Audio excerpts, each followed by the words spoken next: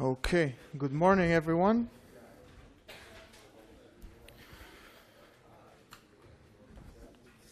Welcome to the 5th lecture in our course, and this is a special lecture because here we start the real stuff, in a sense. So well, not to say that everything we did was imaginary, but this is what 2/3 of the course is going to be about. It's systems dynamics. And then nonlinear dynamics and chaos, but more or less these are like encompass the same thing. So before we start this, are there any questions about anything that we did before? Anything regarding administrative things as well? I have a few announcements to make, but before that, let's hear some questions. You can ask me if something comes up, but basically, the quizzes. Everybody passed the quiz, so the first 4 lectures should have conveyed the proper message. There are interesting results from the survey, and I would ask all of you to really complete it. We'll discuss it next time. I will not discuss any results right now because I don't want to bias some of you. But let me just tell you that I've read your comments, and some of the suggestions are going to be incorporated as of now. So even though I can't say what it is, it's going to happen. All right. A quick recap of what we did so far. You know this, but I'm going to repeat it in every lecture. Finding solutions, that's what we looked at in the beginning. Including, first of all, before we find the solution, we need to have defined the problem. So, including defining your problem, defining your objectives, and then we look to the problem-solving cycle. After this, implementing solutions, project management, mostly, critical path method, quality control, stuff like that. And now we start with controlling solutions. This is the last part of the course. And the goal, what does controlling solution mean? The goal of this is we take the system as a given. I'll talk about this later, but we take the system as a given and we want to understand why it works the way it works. And for this, we're going to analyze it analytically, if we can, and if we can't, simulate it. Very important is modeling, the role of modeling in system dynamics. I'll talk at length about modeling, but the purpose, why do we need modeling, is, well, we want to not just to explain what the most important parameters for the operation of the system are, but we also want to be able to predict, hopefully, something. And these are not the types of predictions that you read in the news. For example, financial crisis is going to end next year, full point, or full stop. Nobody can make these predictions, 2 people make them, but that's another story. The predictions we're going to make are about so-called critical behavior of the system. So when would this system, if we've modeled it correctly, when would it suddenly change its behavior? From stability to instability, or from instability to stability. And with modeling, we can also identify what are the key parameters which lead to this sudden change, which lead from a crisis to stability. So this is what controlling solutions mean. There is a slight confusion sometimes, because people say, well, quality control is some kind of controlling, some form of control. So what's the difference between implementation? Can't we control the system during implementation? After all, we're building it up, so we should probably know how it's going to work. This is a more or less valid point, but for complex systems, that's difficult to do. If you build complex systems, yes, you can exercise some kind of quality control, but it's very hard, almost impossible to control the overall operation of the system. So for us, we draw the line. Implementing solutions means building it block by block your system, and that's all. Controlling solutions mean, given your system, so the system is given, how does it behave? Okay. And as I mentioned, the role of control parameters is very important. We need to identify key parameters which lead or do not lead to some expected behavior. So now hopefully you know that solutions and systems sometimes don't behave as we expect them to do. And the reason for most real-world problems is very simple. Complexity is built into the system. That's just how it is. We cannot get rid of complexity. We cannot kind of discuss it away. We cannot simplify it. It's there. So we have to learn how to manage it. And in this course so far, we saw four types or four mechanisms for generating complexity. And these are the four mechanisms. First of all, positive feedback loops. Positive feedback loops generate instability, okay? Which means it puts limits to your predictability. If the system becomes unstable, you basically cannot predict how it's going to behave for all time. And an example is the undiscovered rework from the systems dynamics model last week, which basically says that, well, after quality control, we get some work that needs to be rechecked, no matter how you call it, undiscovered rework or whatever. This work that needs to be rechecked and redone goes to the work to be done stock variable. So basically, it increases it, and there is a positive feedback loop. More work to be done causes more undiscovered rework due to quality problems, which in turn increases the work to be done. But this was just one of the positive feedback loops. There were others. You probably remember them. So this is one mechanism, positive feedbacks. Second mechanism are the small changes, or the small either changes or random deviations, however you'd like to look at them. With the US Navy case, these were small changes. They were not that random from the US Navy perspective. They were quite random from the shipbuilder's perspective. So these small changes through positive feedbacks get amplified to enormous proportions sometimes. This is another source of complexity. Negative feedback loops are something good. They bring stability, but unfortunately, in most real-life situations, every negative feedback loop is associated with a corresponding positive feedback loop. And often we're not aware of the positive feedback loop.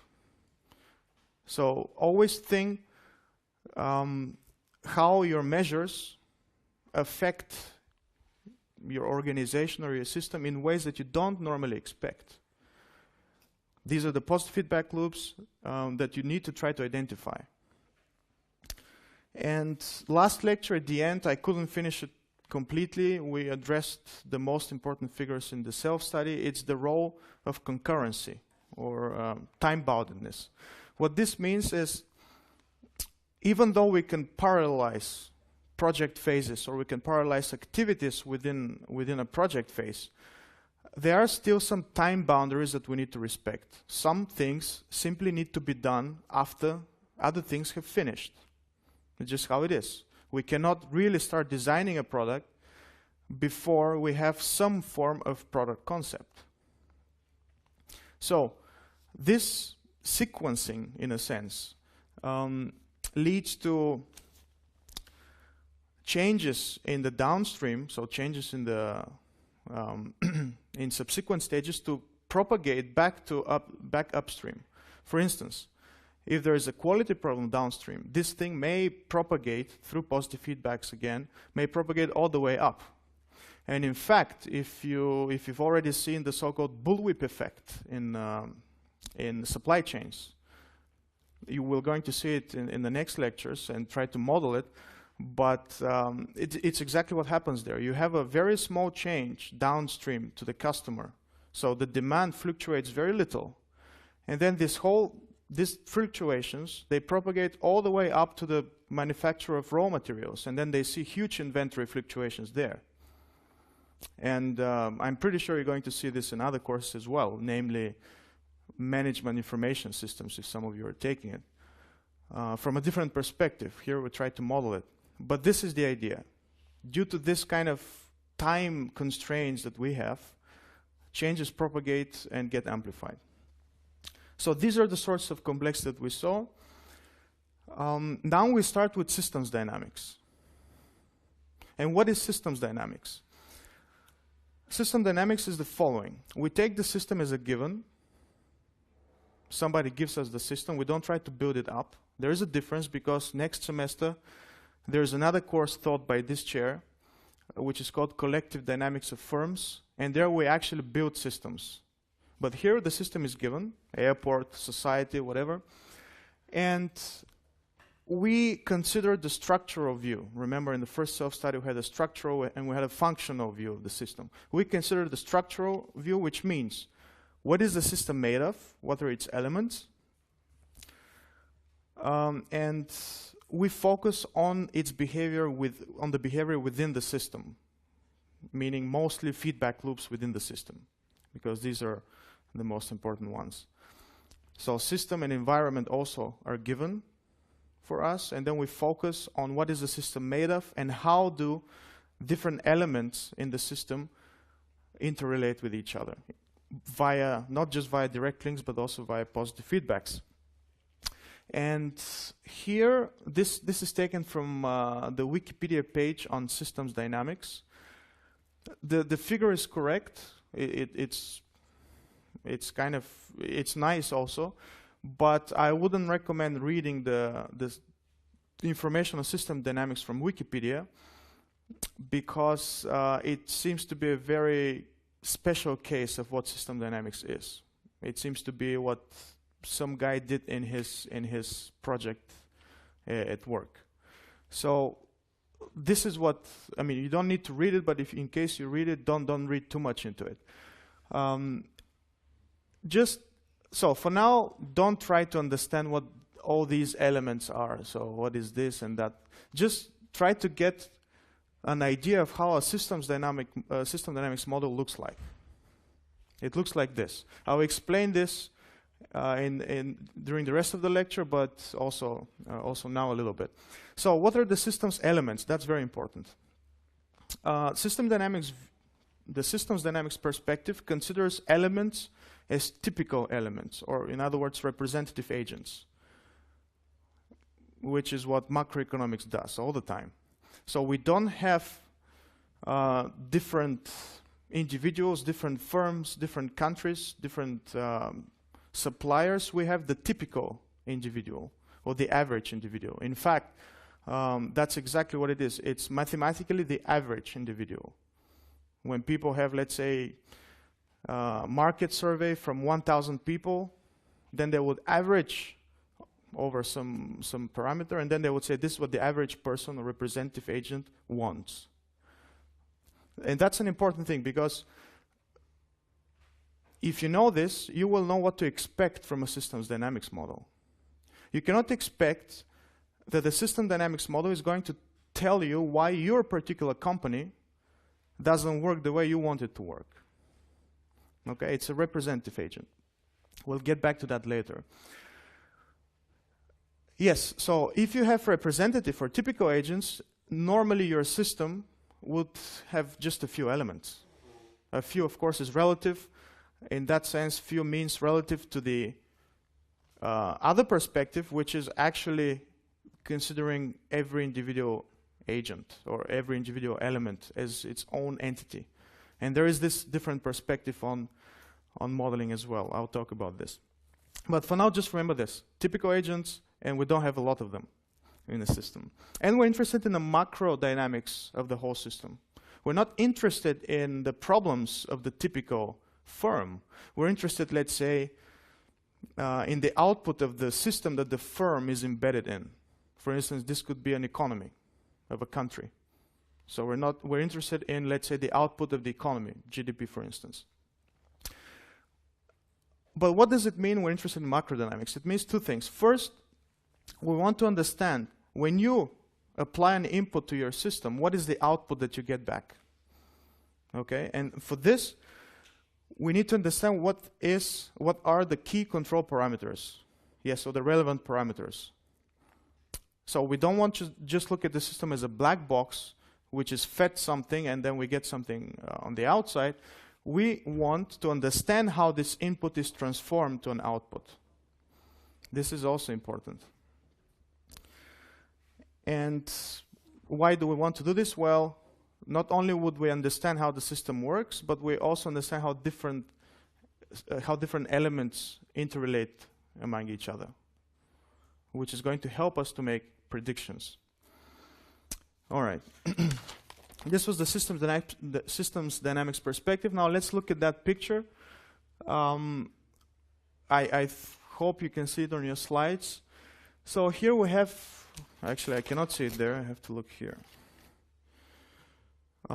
So here we have product adoption, a model for product adoption.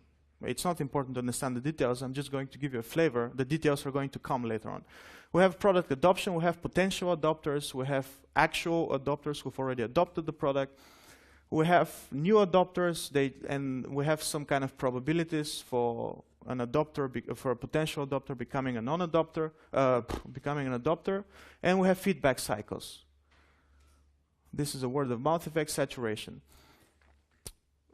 We'll understand all these components later on. I'm not going to focus too much on them. But an example for a systems dynamics model, it's actually, this is taken from a textbook, economics textbook. So all the standard economic texts use systems dynamics models. So this is the economy of a country, all right? And in fact, this is the starting point for economics, I would say. I mean this equation here. But anyway, so what are the constituent elements in our country? Well, people said we have firms, typical firms, of course, not individual firms. We have the firms, we have the households, and we have the government. And all the other things that you can think of, for example, the geographical location of the country. You may think that this influences the economy, and that's true. You may think that the financial situation in your neighbors influences your own economy, and that's probably true. You can think of many things which are not in this three simple boxes. What you do in this case, you simply take all these other things and you put them in something which here is called overseas. That simply, and this is outside of your system, right? It simply means you don't care about them. Why don't you care? Well, we're going to see later on. But in short, you don't care because your model is going to become so complicated, so complex, that then you're not going to be able to tell what is the influence of every individual parameter. If you have thousands of parameters, you can reproduce any result you want. But then which is the parameter which produced this result, you can't say, because you have so many interdependencies that it's just impossible to account for. So here we have the firms. Firms pay taxes, get subsidized from the government, especially with the subsidized part. I think you all know that, especially if these are banks. So they get subsidized. Households, they offer their work. For the firms, they get income, but they also consume their products. So they give some money back to the firms. And they also pay taxes to the government. And what are we interested in? We're not interested in the well-being of the households or the firms. We're interested in the systems. We're interested in a macro parameter of the system, and in this case, that's a GDP, or the output, the total amount of goods and services, and you know that this is simply the sum of consumption plus investment plus government expenditure and net exports. And this is the basic equation. So this is a systems dynamics model. We already know this. Probably most of you already know this. So in that sense, we're not going to learn something incredibly new with this kind of modeling things that we're going to do. Which reminds me that now the self-studies are going to be completely different from what they used to be up to now. Up to now we had discussions and we had kind of a hand-waving, but now we're going to have models. It's getting a bit technical. That reminds me of some people want more technical things. So it's going to be like this. The self-studies are going to be a lot of modeling. And yeah, there is still not the right model, but you'll see that. So this is the systems dynamics perspective. There is a different perspective, which I just hinted a couple of slides before, and that is the so-called complex systems perspective. What is a complex system? I mean, there is no single definition, but in general, every time you have a system which consists of very many elements, incredibly many elements, and they're so interconnected that you also have very many interconnections, then you can call this a complex system, because it's very hard actually to analyze all the interdependencies that happen within that system. So many connections, so many elements. As an example, the brain comprises of huge amount of neurons and interconnections between these neurons. And when you have so many elements, it's difficult to predict what the brain would produce as macro properties of the system. It's difficult to predict by studying how 2 neurons interact or 5 neurons interact. Even if you know how they do, which people do, of course, it's difficult to predict why consciousness, for example, emerges when you combine so many of them, right? And that's why, in general, of course, that's not a very technical and correct definition. There is no correct definition of what a complex system is. If you have many elements with many connections, that's a complex system. Or it's a candidate, let me put it this way. There are other examples. Ants. Ants are probably the prototypical example of a complex system. Why? Because with ants, there is no centralized decision making. There is no, the queen, but the queen doesn't actually make decisions, it just breeds. So, yeah. But there's no centralized policy or decision making as to how to search for food, for example, or how to search for a new home. The ants self-organize entirely via local interactions. So an ant would probably communicate with just a few of the ants in its vicinity via use of pheromones and stuff like that. And I would like to show you a simulation of ants, just to give you a flavor what this whole self-organization means. So unfortunately now it's completed. So yeah, there is a, in your notes, I believe, yes, in your notes you have the link to that simulation. Unfortunately, it's kind of slow. So what you see here, well, maybe I'll take the time to explain what you see. What you see here is ants. The blue things are ants. They start from the middle.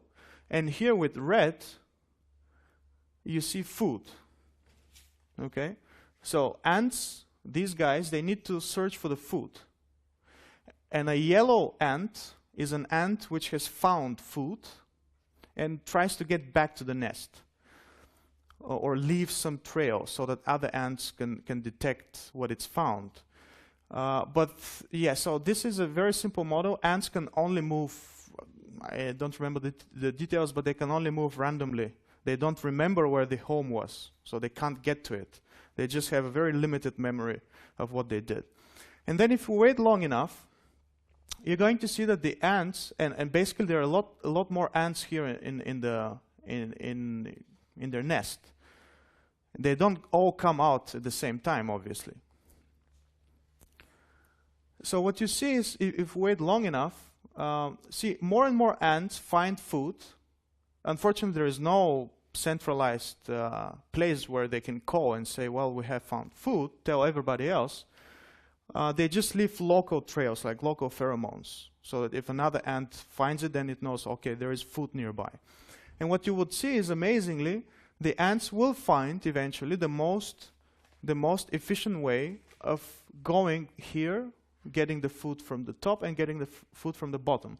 And if you remember what we saw, there was this kind of a line, and I hope we can see that now.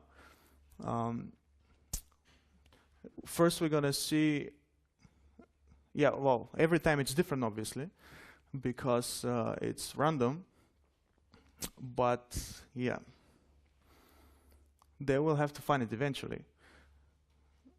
And yeah, if you remember, we saw, you can already see this kind of path which emerges here. So all these ants self-organized into creating a stable path. This is entirely via local interactions. And then eventually this path would also go to the top. So we're not going to wait for that. But this is the other perspective, the complex systems perspective. And this is in fact what the research of the chair is about. It's the complex systems perspective, not the system dynamics. But both are valid, of course.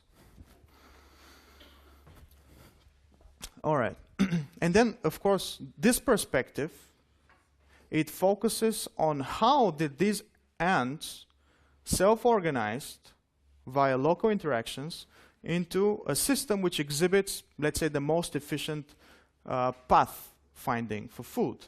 And the focus is on this link between the micro interactions and the macro behavior. That's the focus of that perspective. But again, we want to understand how the system works. You know, the question is entirely the same.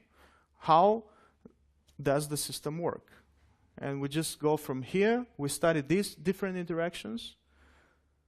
We go to here. We try to explain what the important parameters are. And so this is what actually the research is about in the chair. But we stick with system dynamics. And in fact, this perspective is taught next semester in collective dynamics of firms, where we try to explain how the behavior of a lot of firms emerges from individual interactions between firms and competitors. Yes? I don't really understand why it's an alternative perspective, complex systems versus Systems dynamics. because complex systems has as well its own dynamics. So the question is, what is the difference, basically? Remember, in systems dynamics, we look from the top. We take the bird's eye perspective and we look on the system, on a given system. The system is given for us. We look at it from a very coarse-grained perspective. We don't care about individual ants. We care about the average ant. What would the average ant do? And then we can only embed this average ant in a system which doesn't have other ants, right? Then it wouldn't be the average one. So we can only embed the average ant, let's say, into a system which has a government there. Although I would be very curious what that system might be. But yeah, that's the difference. In the complex systems perspective, it's just a name, complex systems perspective. I call it bottom-up perspective, because we start from the bottom. Yeah.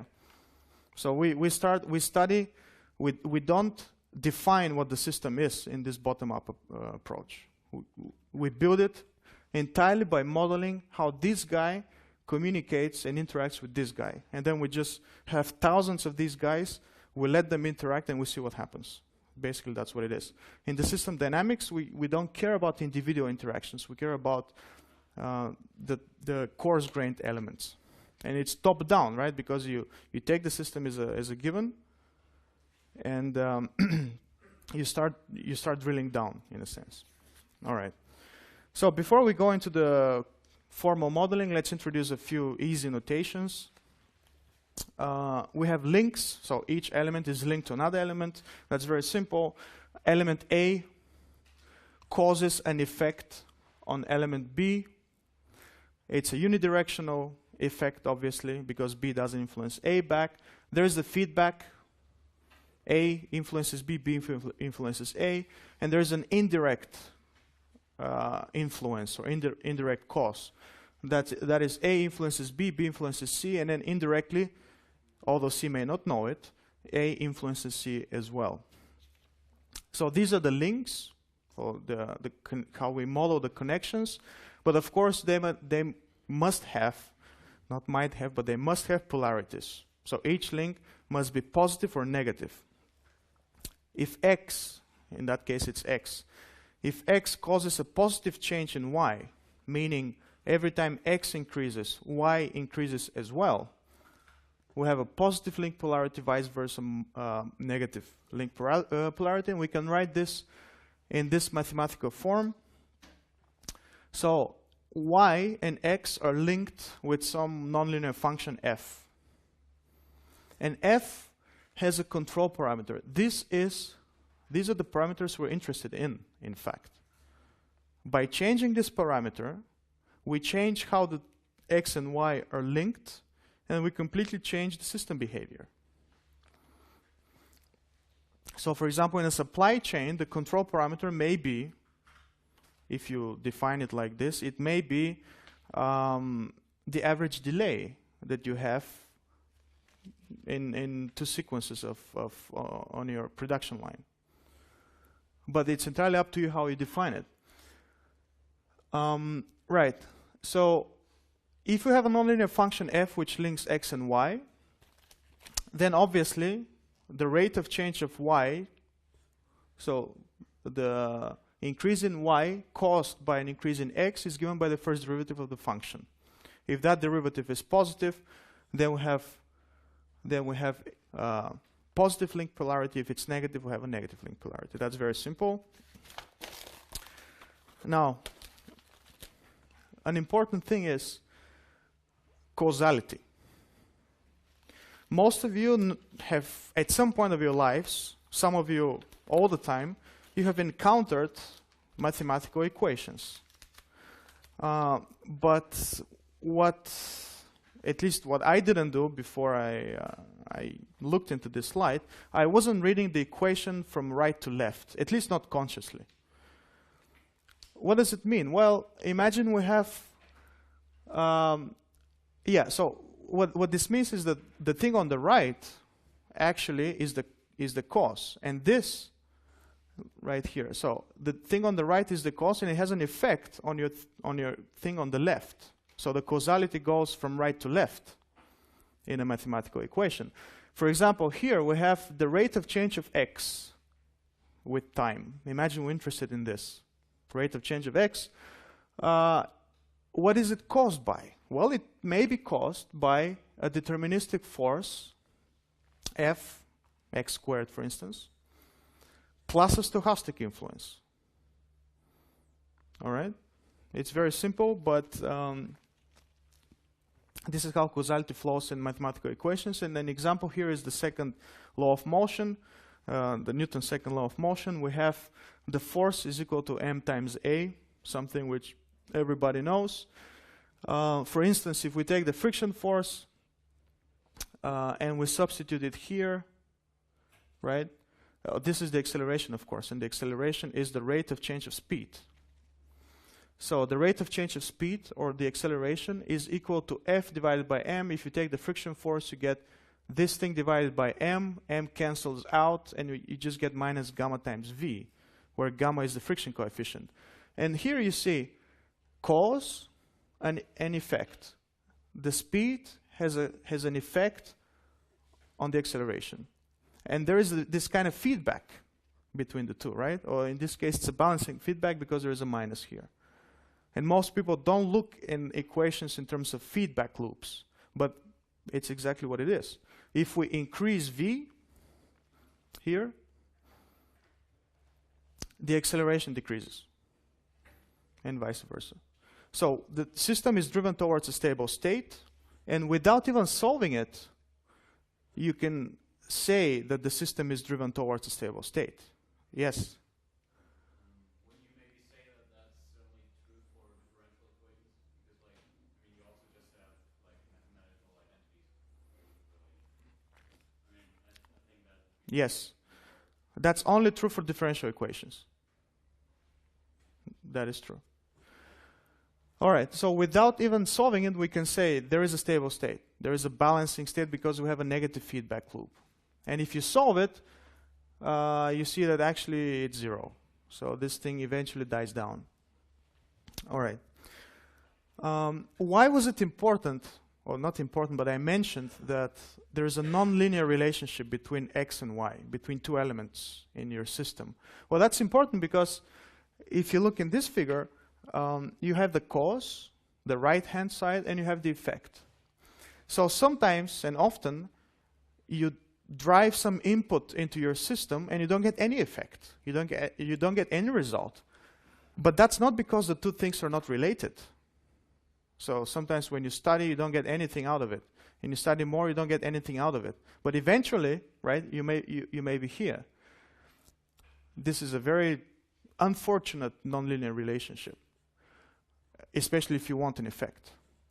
But eventually, at this point of time, something happens and you have a sudden shift and you have a huge effect, right? Kind of a threshold behavior. Your quiz is an example of this.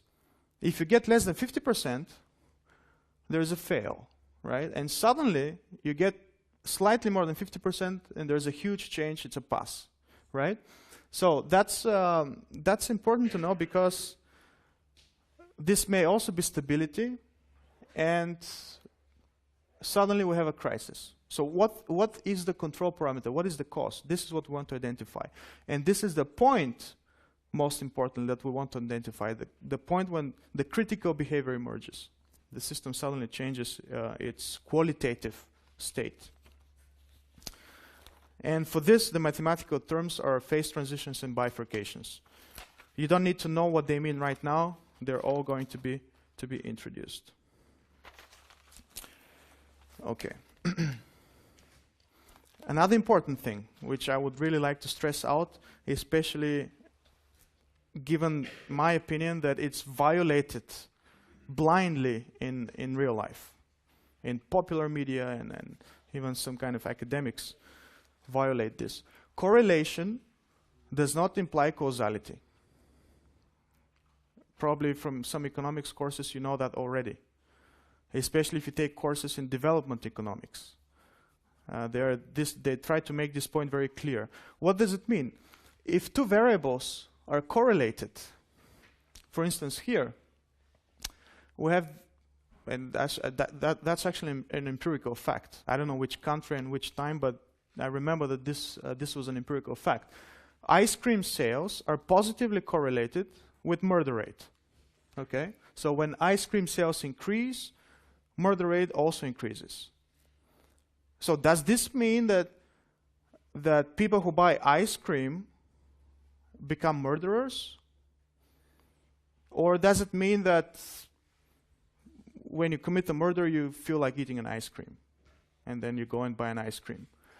Obviously, in this very simple case, it's ridiculous, right? You would say, no, there must be something else going on.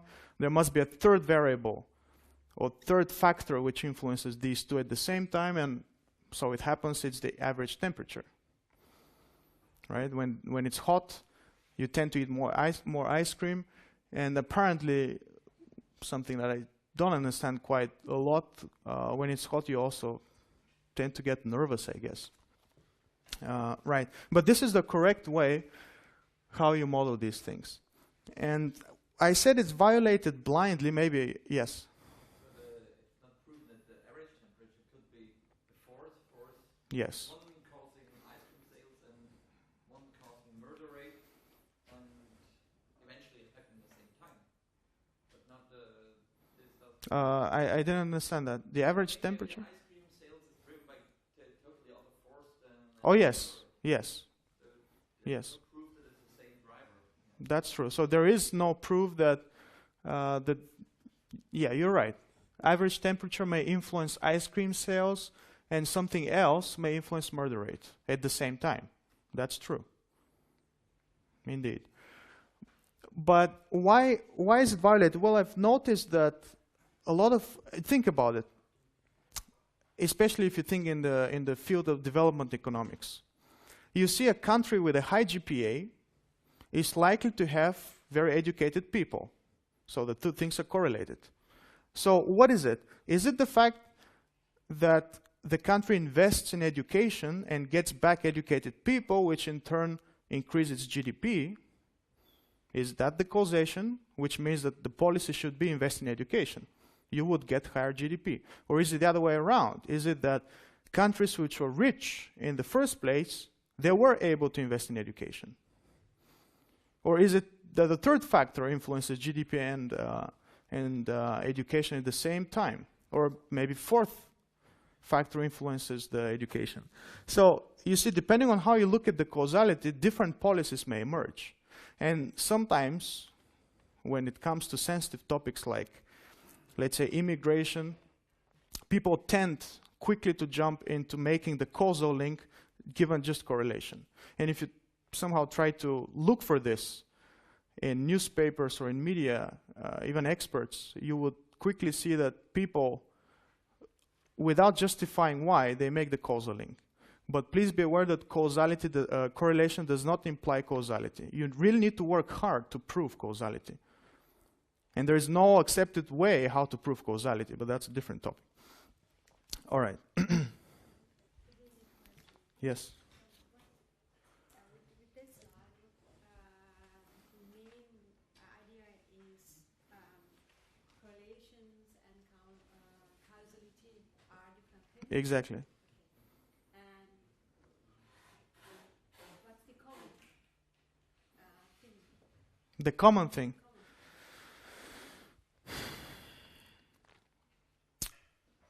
What is the common thing? I'm not sure you can define a question like this. Other way, why are you emphasize or compare both? Well, because it's very tempting to think that they're the same. It's very tempting to do this, but in our models, we need to when a lot of times I would say, but when you create a model, if you're not aware that correlation is different from causality, then you can create the wrong model. You can think that you can create a model which is like that, right? Which would be completely wrong. You can reproduce, probably you can reproduce whatever behavior you want with this model, but it would be wrong. Yes? You could say that there's a general way to actually prove causality, which is like the scientific method and actually making experiments and isolating all parameters and just changing one, which in many real-life situations you won't be able to have all parameters constant just except one. So the point is whether you can argue that all the other parameters are roughly equal and that you have a causality there, but then it depends on whether you believe in that argument or not. Yes, that is true. The way you try to prove causality is you basically try to isolate, let's say you try to isolate these things and then you try to vary the one that you think is the cause. And you see if you get some effect. Another way is to look into time, into how the two factors are related in time. If one always comes before the second one, well, then it's likely that it may be the cause. But often we don't have this strict and convenient time ordering of events or of factors. Yes, but this is in general how you go about causality, proving causality. You try to isolate everything and you vary the cause, what you think is the cause, and see if you get an effect. But then again, keep in mind this. Okay? All right. You already saw this slide.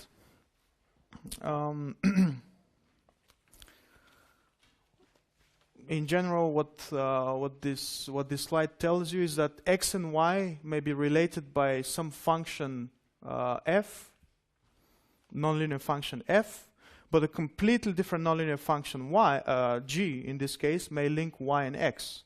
And see here we have this kind of a balancing, well, it's not yet a balancing feedback. Let me just finish with this slide. If the positive feedback is stronger than the, sorry, it's not a feedback, but if this polarity of that link is stronger than the negative one here, then you have a positive feedback, right? Because the net difference is positive. Otherwise, you have a negative feedback. Yes. And with this, I believe we are ready to start with some models, but this is going to be after the break. Let's go on. let's start with our first model and see what's wrong with it or what's missing. This is a model which tries to explain how population dynamics work in a country, for instance, the population growth rate. And something like this, although with a little bit more elements, is in fact used when people try to predict or to explain where a country is going, given its current birth rate and death rate. So what we have here is the following. We have what we're interested in, the variable of interest, that is the population. We have a birth rate, and we have a death rate. Now you can complicate things a little bit more, and you can say, well, the death rate obviously depends somehow on the average lifetime. You can also say death rate depends on many other things, epidemics and wars. Come again? There is a war. Yeah, exactly, wars and stuff like that. We don't care about this because the model is going to become too complicated. We'll see that later, but it's going to become too complicated for us to understand how varying this affects everything else. Because, as you said, everything else that needs to be held constant would now be much, much bigger if we include all these other things. And it's hard to hold many things constant at the same time. But there is still merit to this model. All right, so how it works. Death rate, obviously if we increase the death rate, the population decreases. On the other hand, if we increase the population, for some reason, endogenous maybe, or let's say exogenous, the population, if we increase the population, the death rate increases as well, provided it's constant, obviously.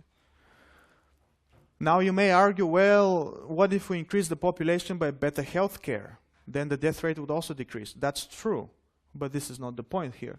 So the population increases the death rate, everything else held constant. So there is a balancing feedback or negative feedback loop. In this diagram, it's taken from a book actually, this Sturman book. It's a very nice book. It gives a lot of real life examples and their corresponding models, how people have been trying to model these situations. So it's a thick book. It's available. Well, I shouldn't say that. You should buy it, yes. So, yeah, there is the balancing feedback. On the other hand, we have birth rate as well, and the birth rate depends on the fractional birth rate. So the real birth rate that you're thinking about, like percentage, so 2% more people every year, it's this one, and the birth rate in that model is just the sheer number of people which were born, the number. So 2% out of 10,000 would be, what is it, 200? Something. So birth rate. If we increase the birth rate, obviously we increase the population. If we increase the population, we increase the birth rate. There is the positive feedback, or the reinforcing in this diagram, reinforcing feedback. And you see there is a balance between these two feedbacks. Not only there is a balance, but every positive feedback here is associated with a negative feedback, what we talked before. So, depending on the strength of these feedbacks, no, it's not given here. Depending on the strength of these feedbacks, the population either explodes. So if this feedback is stronger than this one, eventually the population will explode. If you grow by 2% every year forever, that's equivalent to explosion. Or this is why the system is unstable in that sense. It explodes. Or this brings balance here. If this feedback is stronger, the system would go into a stable, balanced state. It's unfortunate that this stable state means total death for everyone, because this would be 0, right? If more people die than they're born. But it's nevertheless a stable state. What we want, however, is neither of those. We don't want complete explosion. We don't want complete death. We want some form of dynamic equilibrium, meaning we need to be constantly playing with these two feedback loops and adjust the result according to what we want. Maybe we want growth of the population, like most European countries would like. So we somehow trying to increase the positive feedback loop. In some other countries, they may like to slow things down a bit. They increase the negative feedback loop. So we constantly play with these things and we change the equilibrium. And that's why this is what is meant by dynamic equilibrium.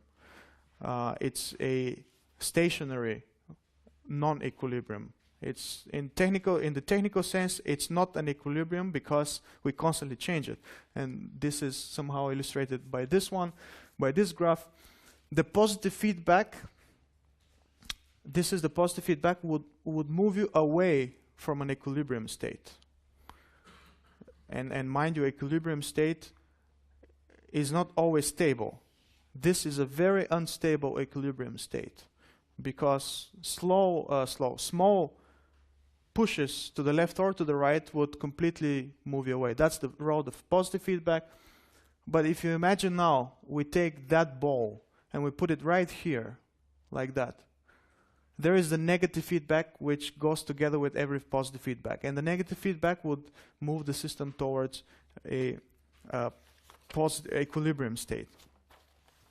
But what is wrong with this model, except, of course, for all the things that we didn't include, which we could have, but we didn't, meaning wars, epidemics, stuff like that. What is wrong with it?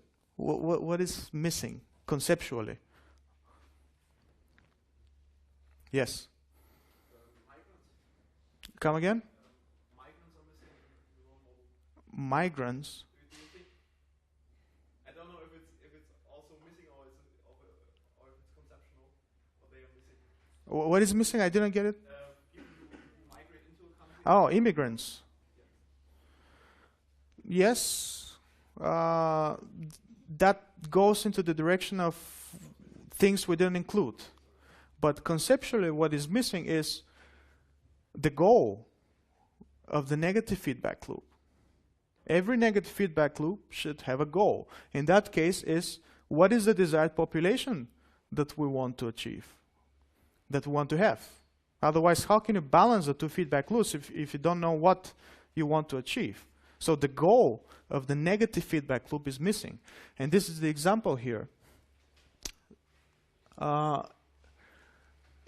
Imagine we have now a different setting. We have product quality and we have quality improvement programs. Very simple Mickey Mouse model. If the product quality goes down,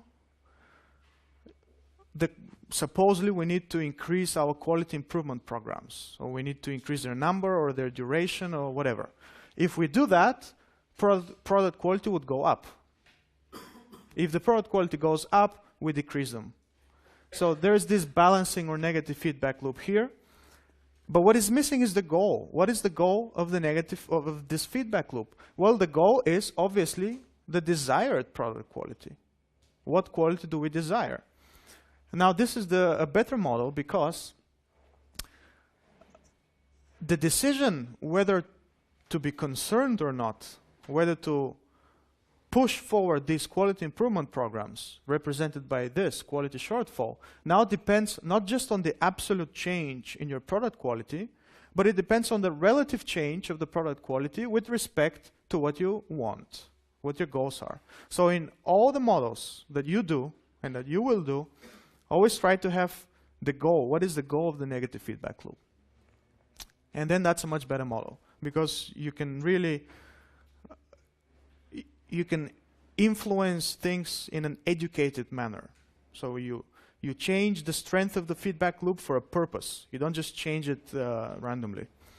Let's go with another example, now a more complete example. We have the following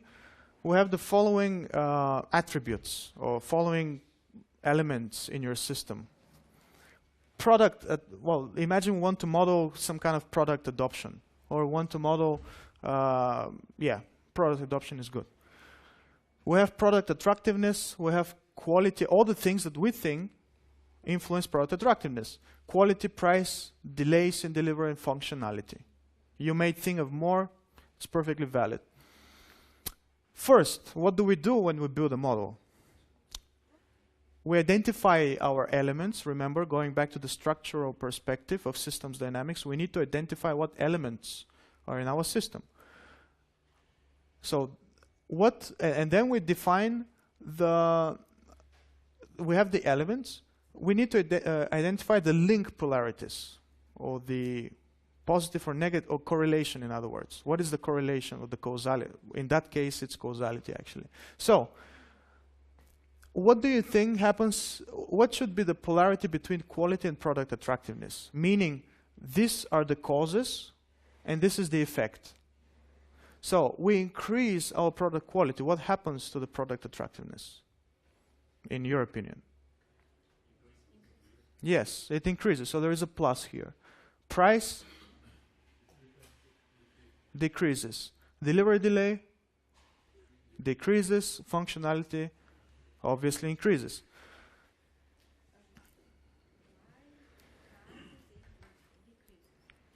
When you increase the price, your product quality, your product attractiveness decreases, because decreases. So there is a minus. Well, it's not valid for all products, obviously. Some products, even though they're expensive, all it takes is a nice keynote speech. All right. So yeah. Next thing, we've identified the link polarities. We need to identify, and that's the tricky part. We need to identify the feedback loops. And remember, every negative feedback loop has a positive feedback loop. So let's start with the negative feedback loops. This is an example of what you can think of. We have the same old things. Product attractiveness depends on quality, price, delivery delays, and functionality. But now, we've expanded the model a little bit, because product attractiveness is also related to demand. So for instance, if product attractiveness increases for some reason, then obviously the demand for this product would increase. I mean, that makes sense. If the demand for that product increases, you would feel more production pressure to produce more of this. Right? Your production, your manufacturing plants would feel more pressure to produce more. However, so there's a plus. When your production pressure increases, you may not be able to satisfy all the demand in most cases. So if you're not able to satisfy all the demand, the price would quickly go up, because normally what happens, the demand is much more elastic than your capability to manufacture things. So you have huge surge of people wanting this product right now, this week, but in general you can't satisfy all of them. So you would feel more pressure to produce more, but in general it won't be enough. So you have kind of a scarcity for this product, temporal scarcity, which will drive the price up. If the price goes up, we know product attractiveness goes down. If that goes down, everything else goes down. So there's a huge balancing feedback loop here. This big one, B1, or negative feedback loop. But there's another one. As product pressure is increased, you may sacrifice some quality checks. Some quality programs may get swept under the carpet. So your quality is likely to go down, which if your quality goes down, your product attractiveness goes down as well. And there it goes again, negative feedback loop, B2. And so on and so forth. I mean, it's pretty self-explanatory. If you have production pressure to produce more of this, you will obviously be limited in the amount of other things that you can do in terms of innovation, in terms of launching new products and so on. So if that decreases, the functionality of your product would also decrease. You would not be able to incorporate innovations in your product because you say, yeah. In this case, are we assuming that all inputs, parameters, quality, price, delivery days, I couldn't hear you, sorry. are we considering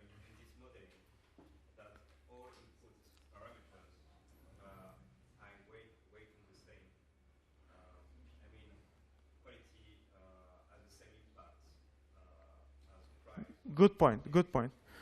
So the question is, do all these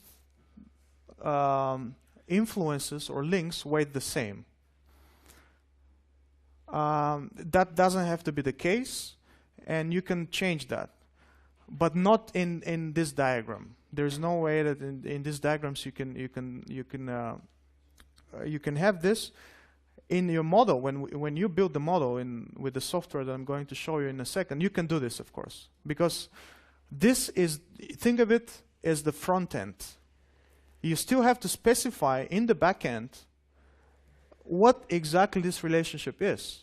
Is it linear? Is it nonlinear? And that's where you specify the weights. But yes. But how exactly would you be able to do that? Where would you get the data from? Empirical? For instance? I mean, okay, you know for sure that if you improve the quality of your product, it's going to be more attractive. But if it's a new innovative product or something unique, how can you be sure, how can you measure how much more attractive it will be? How can you be... Incorporate in your model? How can you be sure about anything? No, you could be sure, but if you try to build a model, you would have to pursue a quantitative approach, the way I understand it.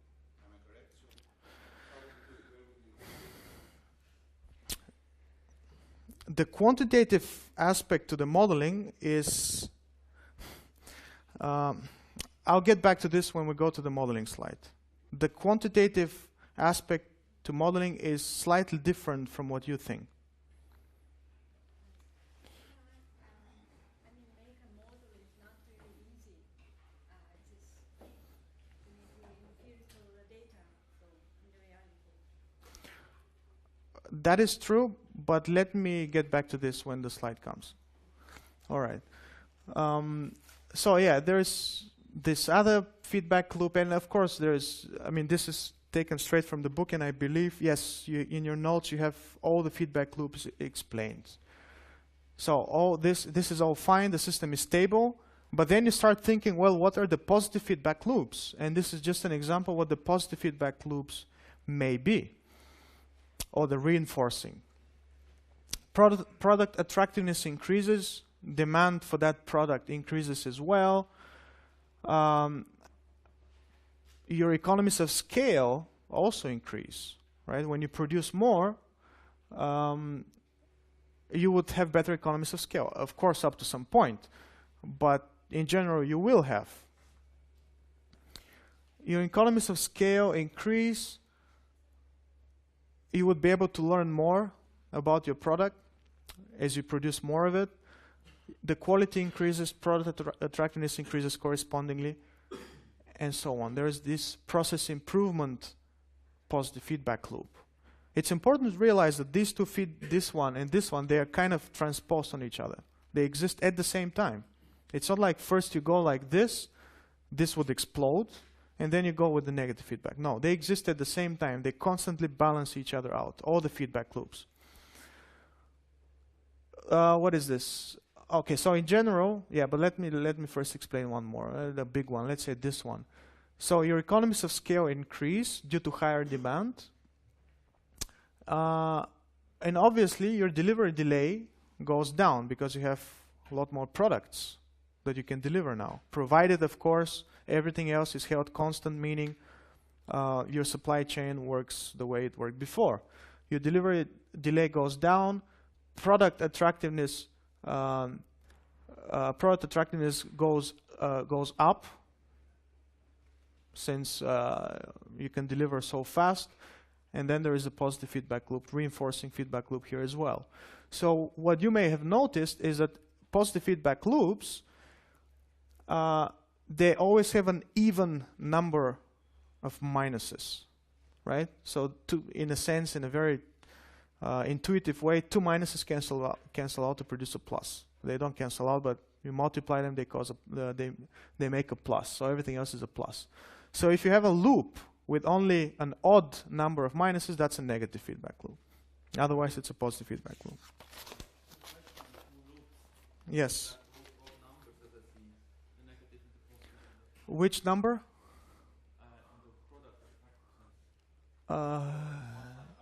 Oh.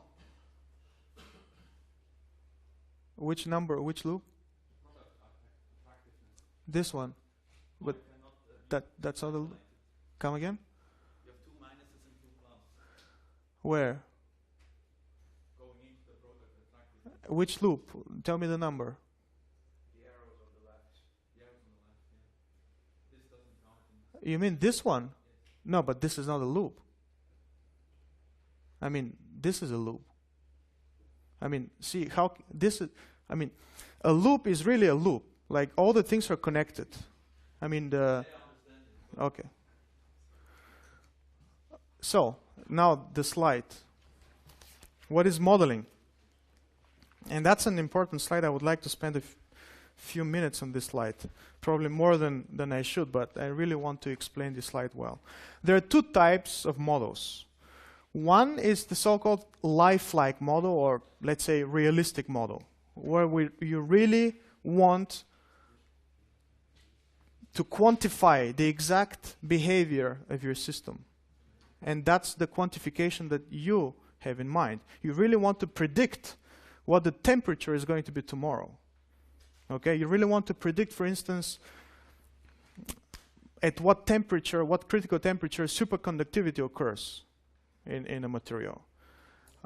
You have to incorporate as many details as possible in these models. All right, so think of a flight simulator. I mean, flight simulators really need to be realistic to the last kind of drag force. Okay, so or think of weather forecast. You don't want to know, well, the cloud density affects the weather by increasing the temperature, for instance. No, you want to know the temperature, is it going to rain? And certain times of the year, it's easy to predict the rain. But in general, you want a very precise model. So what you do, you put this in a computer. That's why weather forecast people, they need supercomputers for their models. Think of games, computer games. Who plays computer games? Nice. Very nice. But so you know, your computer games, all the developers, they always try to produce the most realistic models of humans, facial expressions, water flowing in a river. It has to be 100% correct to convince you that this is real. But in the same case of flights, in the same sense, flight simulator is the same thing. So real life models, we want exact behavior, to predict exact behavior in a quantitative way. So the result is, yes, the model is correct. It predicts properly the temperature. Or no, this flight simulator is not correct. Pilots always crash afterwards. Something like this. It is, yes, I'll get back to this, but it is good to learn. Yeah, it is good to learn. The flight simulator is good to learn how to fly. You know exactly if you steer a little bit to the left, what happens. You have the exact same forces acting in your flight simulator as they would act in your plane, when you're in a plane. But it is difficult to learn how a plane works when you're in a flight simulator, meaning, you know, when you press a button, what is the result? You know exactly what the result is, but you don't know why, really. I'll get back to this. The second type of models that we're going to be using in this course, and that basically we're going to be using all the time, also in next semester in this other course, are the so-called KISS models. Keep it stupid and simple, or simple and stupid. What is it? Simple and stupid. Those of you in software engineering, you may have heard this KISS principle. The KISS models are completely different from the previous type. They're minimalistic models. We're only interested in what causes a given behavior. What are the necessary, the bare bones of parameters needed to reproduce a given behavior. And I would like actually to give you an example here because I think it's an example always drives the point much better. Let's think about, we observe a social system and we see that people cooperate. And you want to understand why do people cooperate? And it's actually the topic of my PhD thesis. So it's an easy example for me to come up with. So why do people cooperate? Do people really cooperate? Come again? Do people really cooperate? Yes. That's an empirical fact. Unfortunately, otherwise it would be very easy. But let me continue. So why do people cooperate? Then you say, okay, people have emotions, they have feelings, they have neighbors, they have friends, they have work, they have some cultural dependency. You try to put all this into a model, into the model of your people, of the average person. You let your society grow, and you get cooperation. Did you really understand why people cooperate? No. You have thousands of factors which may have been the cause. You still don't know why people cooperate. So what you do, you start with a very minimalistic approach. You say, okay, people are selfish. Let's assume that people are selfish. That's the only cognitive ability that the people in my model have. They're selfish. You let your model run, and you see that selfish behavior does not produce any cooperation, which makes sense. Therefore, you compare this with the empirical facts, meaning people do cooperate, your model produces different results, nobody cooperates. So it's wrong. It needs something more. Selfishness is either wrong or is not enough. So you go to a psychologist and you ask a psychologist, well, what could be this extra ingredient? And a psychologist tells you, well, it's an empirical fact that people care about fairness. There have been a lot of studies, and people do care about fairness. So you say, okay, my people are selfish, but in addition, they care about fairness. And depending on how strong these two feelings are, you get cooperation. And then you can say, okay, probably people's sense of fairness promotes and causes cooperation. But now imagine I didn't go to talk to a psychologist. Imagine I went to talk to an economist. And an economist tells me, oh, well, principle number 1 or 2, I don't know, is, in economics, is people respond to incentives. All right? So I decide to punish the people who don't cooperate in my model. So people are selfish, but in addition, they're punished if they don't cooperate. And then again, I get cooperation. Of course, they would cooperate if they're punished. Then I will say, well, punishment causes cooperation. Now imagine what kind of society I would build if I just stop there. So, you see, both of them are probably true. Also, punishment and the sense of fairness are probably true at the same time. But the point of these models are that we're interested in the key parameters, the bare bone of factors that are required to produce a given behavior. And we can only do this if we start from the bottom and we start slowly adding things to the model, slowly adding meat to the model, unless we get the behavior. Otherwise, there is no way to tell which factor was the important one. And that is what is meant here by good to learn what is important to get a certain phenomenon. All right. Yes, and we can only get an insight into the problem. For instance, the two different cases that I described to you, sense of fairness and punishment, they're probably both true, and they are. Just as these two pictures are correct, right? This is kind of an X-ray, and this is some kind of, what is it? Ultrasound. In fact, I don't know what this is. Probably some of you know. Maybe there's a baby inside. Is it?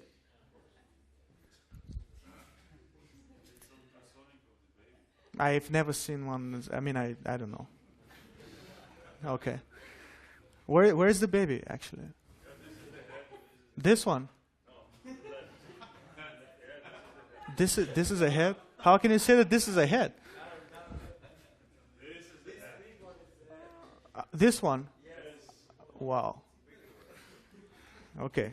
So, but the point, the point was, this is correct and this is correct, but it gives you a different perspective, right? This shows you the bones. This obviously doesn't show you bones. This doesn't show you soft tissue. This shows you soft tissue, right? So, my model with punishing people gives me an insight. The other model with sense of fairness also gives me an insight. They're probably both wrong, as it says here. I mean, all models are kind of wrong because you only get a different perspective on a very complex beast, if you imagine. You only get a different like spotlight from the perspective that you're interested in. And what perspective you're interested in actually depends on your customer, what they're interested in. Or if you're into research, it means what you as a person are interested in. Are you interested in coming up with policies for punishing people more effectively so that they cooperate more? Or are you interested in coming up with policies which reward those who cooperate? So addressing their sense of fairness. So these are the models. This is the modeling approach that we take. And in that sense, we're not trying, let's stay here, we're not trying to come up with the value, the quantitative value for selfishness that destroys cooperation, for instance. It would mean nothing. It would be just a parameter alpha, for instance, and the value may be 2.5. What does it mean? Nothing. It means nothing. But the insight that we got is what we're interested in. Does this somehow address your quantitative question from before? Yes, but actually, what I'm curious about is that when you try to build a model of some data that you somehow know, for example, that you base the results of your model that people are selfish and that they won't cooperate, but you build a model because you want to study something new, something you don't know how it's going to respond. So when you combine all those different parameters, how can you be sure that the deviations are not going to affect the overall result? What do you mean you want to study something new that you don't know? How can you study something if you don't know it exists? Let's go back to the airplane. Yes. Would you base the model of new airplane on some characteristic of a previous model? How can you be sure that it's going to be... Oh, I think you're going into the direction of this type of models. If you want to have a model for an airplane, it has to be correct. It has to be very accurate. Even in a quantitative sense. Weight and all this kind. Let's say you have to try to measure how a market is going to accept a new product. Mm-hmm. So it's based on the characteristics of the people, right? The customers. How can you do it? I cannot understand. What you can do two things. If you want to answer the question, how many pieces of this thing should I produce to maximize my profits? This, of course, would depend on what your customers want and on your estimation of what your customers want. But if you want to answer this precise question, is it 1 million, is it 2 million, then you need this type of models. If you want to answer the question, what is it that makes my customers buy this thing? Is it the shape? Is it the weight? What is it? Then you're not interested in what the perfect weight is. Is it 5 grams or 10 grams? You only need to know that it's the weight. So this is the insight that you got. You see? Maybe, but then we get back to the ice cream merger case where you can't really know for sure. All right. Let's try to talk about this after the lecture. All right. Good. So it's important to make this difference here, because then your expectations would change. You shouldn't expect that the parameters that you get mean anything in real life. For instance, product attractiveness of 2.3. You get the product attractiveness of 2.3. What does it mean? It means nothing, obviously. But what is important are the insights you got from what influences product attractiveness, and are there any critical points where product attractiveness simply jumps and changes completely, or qualitative changes, critical behaviors in product attractiveness. It will become clearer after you do the self-study, but I hope it's not as vague as probably it was in the beginning. Let's repeat what we know so far. I repeat this because, again, there were some comments. Why don't we have sample solutions? Why don't we have exercises? And probably there would be comments, why don't we have exercises for the exam? Why don't we have sample solutions for the models? The answer is there's no sample solution existing. It's impossible to say this is the right model, as you saw before. What is it? Is it this one or this one? It depends on your perspective. That's why there are no sample solutions. As far as for exercise for the exam goes, we don't need those. Everything is in the slides. It's not like you have to calculate balance sheets or stuff like that. And that's why the importance of you, or of people as problem solvers, is important. And that's why we needed project management, we needed problem-solving cycle.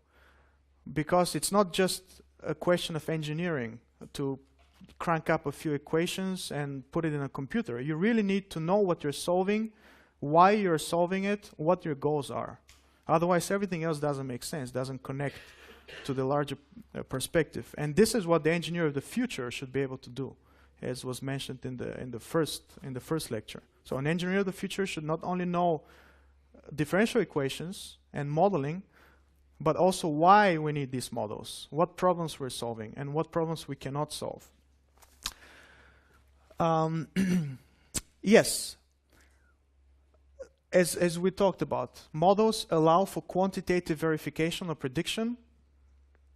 If you want this, if you want to know this is the temperature tomorrow, you have this kind of models. But if you want to just highlight mechanisms that are important to reproduce certain behavior, then you do something else. You go with minimalistic models. Yes, so this is what we're interested in. What is the mechanisms? And if you start playing just a little bit with the models, just come up with a situation that you want to model and think of what may influence it. And then talk to a few friends of yours. Probably all of you would come up with different things.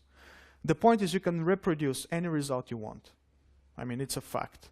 You can take a model, you can put there thousands of factors that influence human behavior, for instance. You can reproduce anything. But do you really understand what caused the behavior? No. Because there are thousands of these factors. So that's what we want to understand. How do we have complex systems, right? So we have the systems we want to study are complex. How do we model them? First, we start from the bare bones, the simplest thing possible, the way I explained it with cooperation. You start with just one thing, very simple. You see, does this thing produce the behavior I want? No. Then we need something more. What is it? Well, I don't know. It depends on your perspective.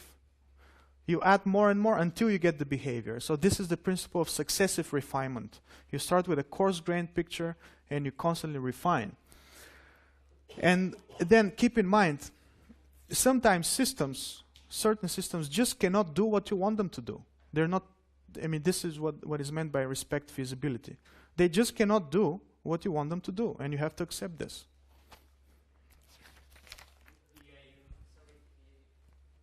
What is the eigendynamics? The self-dynamics of the system. So if you have a system running by itself without any influence from the outside, how does it work? Oh God, I need to speed up. All right, so this is not so important. No, I've already talked about this. We need to identify the system elements. The challenge, of course, is initial conditions. How do we jumpstart the system? That's a challenge, but we're going to see that. Yeah, that's definitely not so important. We're going to use Vensim. In your self-study, the self-study for today, there are instructions how to install Vensim. So this is how Vensim looks like. These are alternatives to Vensim. You can read them if you want. Alternatives to Vensim, doesn't matter. Introduction and so on. Yeah, I mean, these are not so... This is very confusing. This means delete. It's not the Pac-Man, so it's not something good. You know, I mean, I got really confused. I would delete my system elements all the time, but it's not the Pac-Man. Let's go to your model in the self-study. It's the rabbit-fox population. It's a very prototypical example of a population dynamics model. Yes, let me ask this one. Yeah. We have the two populations. One feeds on the second one, and the second one somehow is constantly regrown. And you can think of humans feeding on natural resources, right? And the implicit assumption of most people is that natural resources are limitless. All right, so yeah, we have either the consumer as predators and the raw materials, let's say oil, as the rabbits or the prey. Let's look at these two populations separately, prey and predator. This is the rabbit, this is the prey. There is the rabbit population here. There is a birth rate for the rabbit, the number of births, the absolute number of births, and the absolute number of deaths. Okay? And of course, the deaths and the births depend on the birth rate and the average lifetime. That's fine. You can put this, oh, I'm sorry for this.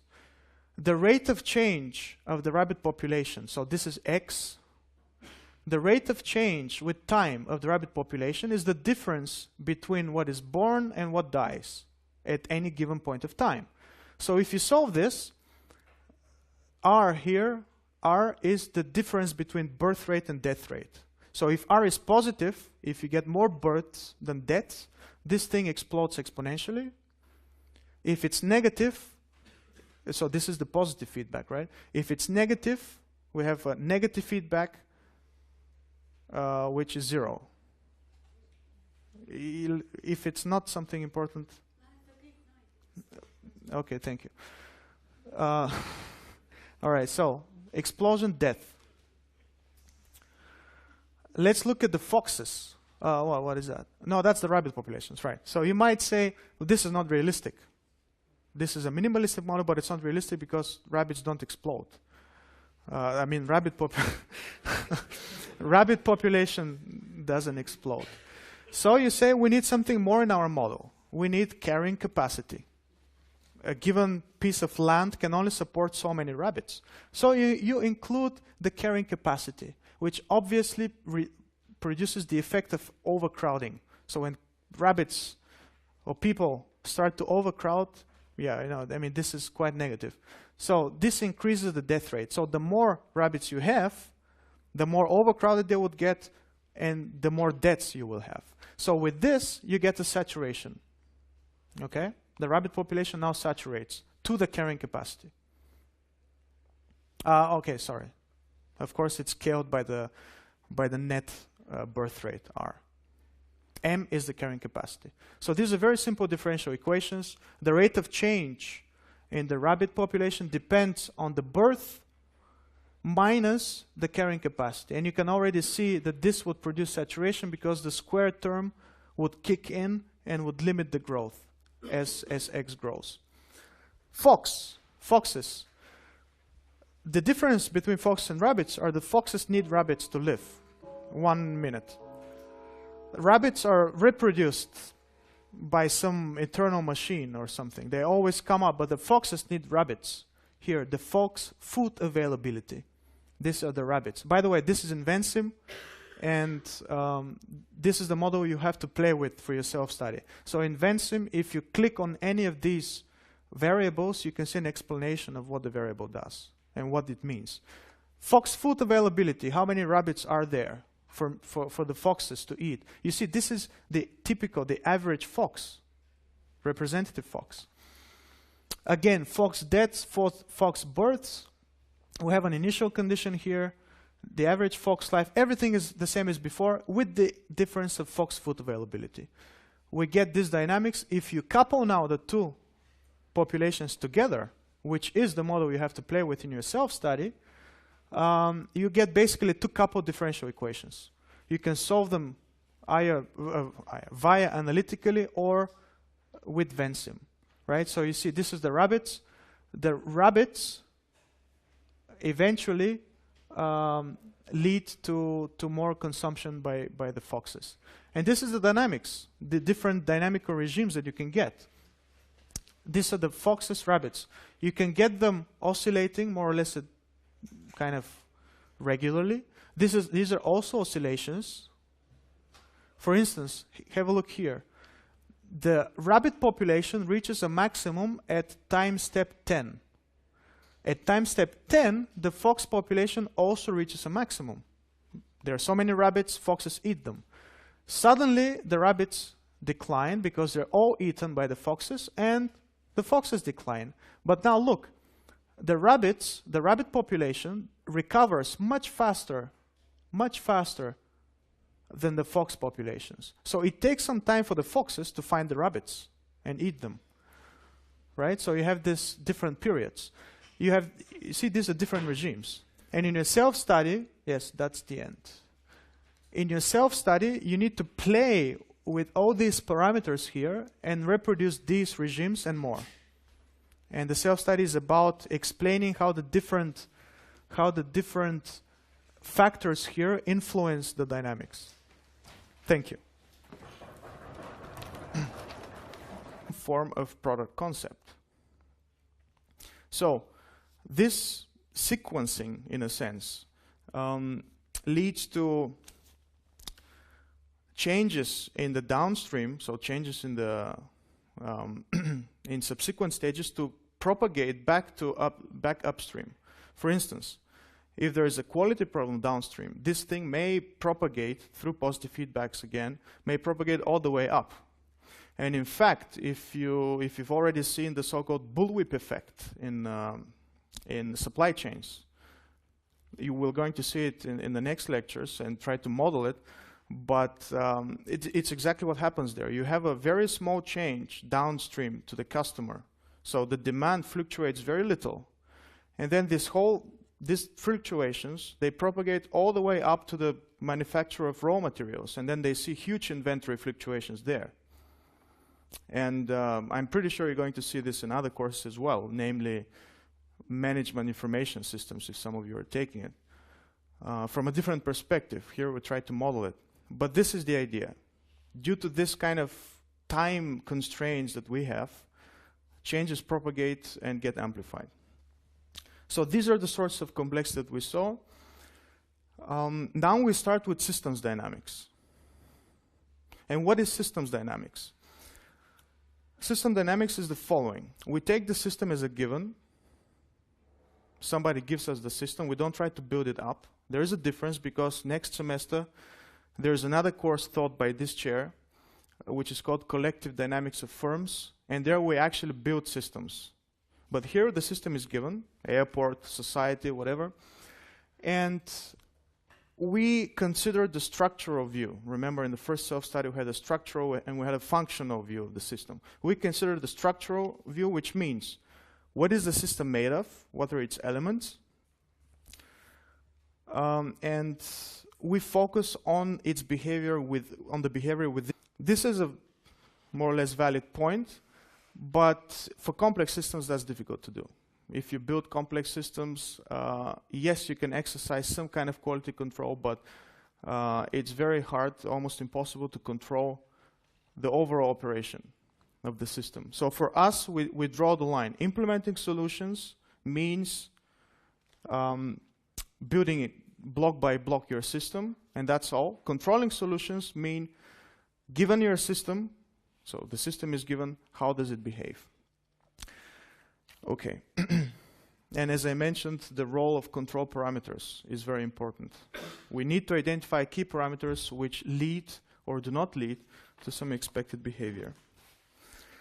So now hopefully you know that solutions and systems sometimes don't behave as we expect them to do. And the reason for most real-world problems is very simple. Complexity is built into the system. That's just how it is. We cannot get rid of complexity. We cannot kind of discuss it away. We cannot simplify it.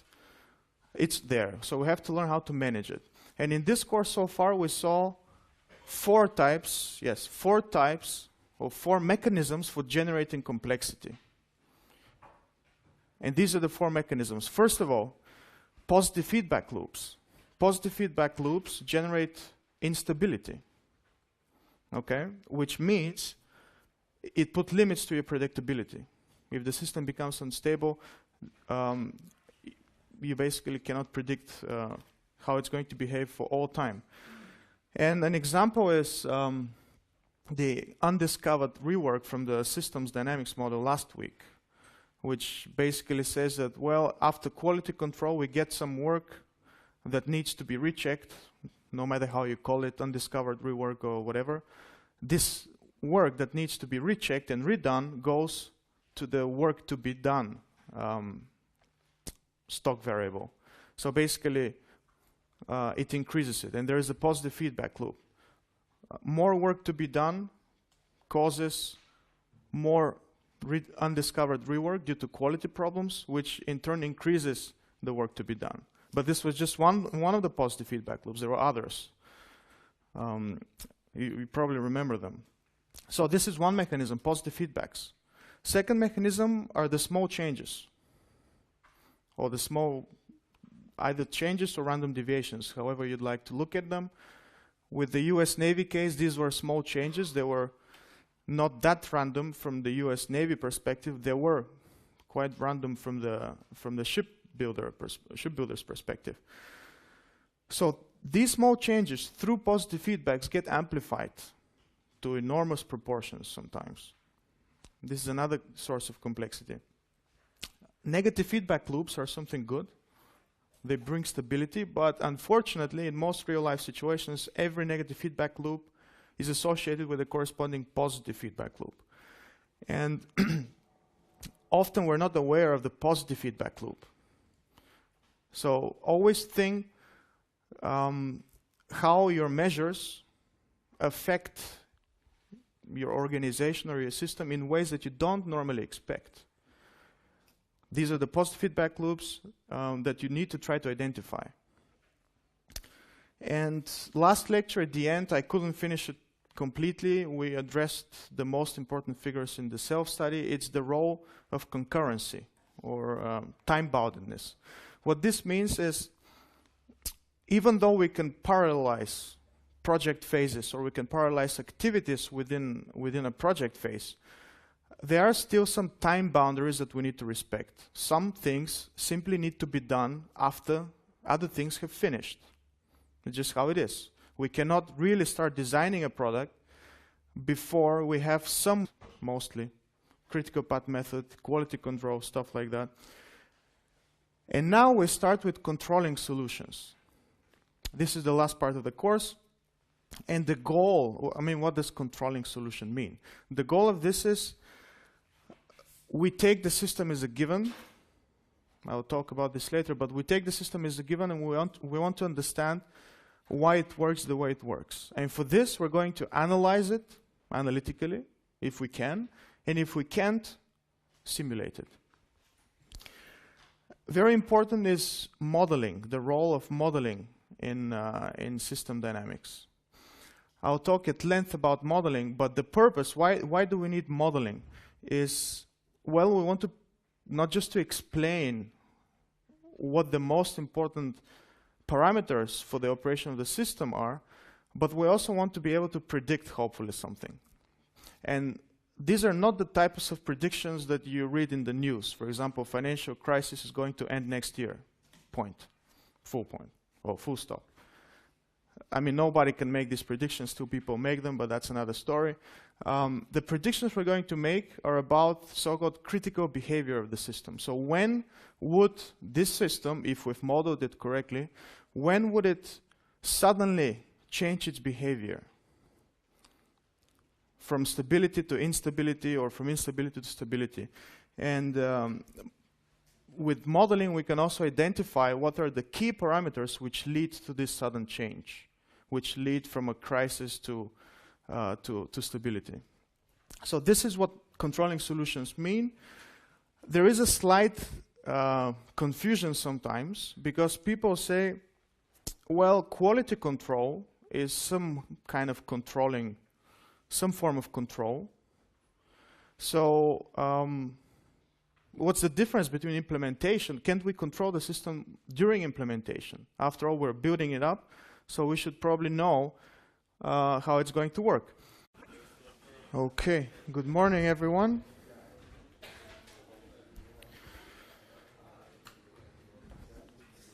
Welcome to the 5th lecture in our course, and this is a special lecture because here we start the real stuff, in a sense.